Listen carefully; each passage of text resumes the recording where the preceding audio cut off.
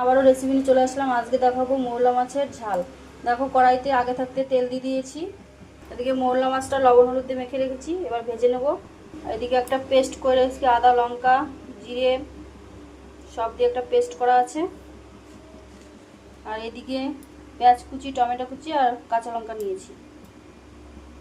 এদিকে গরম হয়ে গেছে, এবার মৌরলা মাছগুলো ভেজে নেব। এদিকে দেখো মৌরলা মাছগুলো ভেজে উঠিয়ে নিয়েছি। এবার ফোড়নে একটু কালো জিরে দিয়ে দিলাম। এবার পেঁয়াজ কুচিগুলো দিয়ে দিলাম।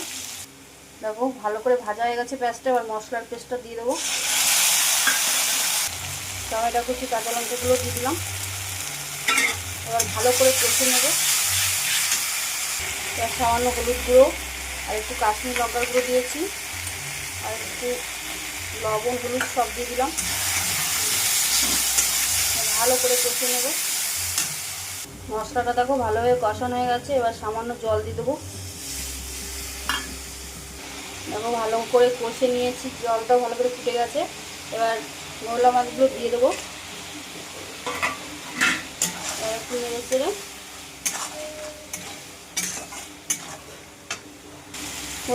মৌরলা মাছের ঝালটা হয়ে গেছে। এবার নামিয়ে দেবো। একটু ধনেপাতা কুচি দিয়ে দিলাম।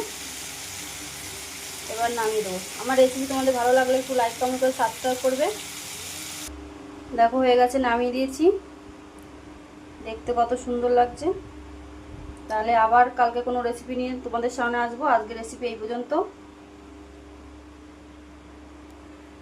মৌরলা মাছের ঝাল।